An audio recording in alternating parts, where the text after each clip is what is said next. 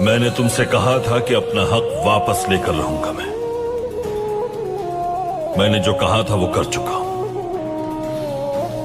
हमारी रिवायात में तलवार का हक सिर्फ तलवार से लिया जाता है। अगर मुझसे इस पर जवाब तलब करने आए हो तो जान लो कि तैयार हूं मैं।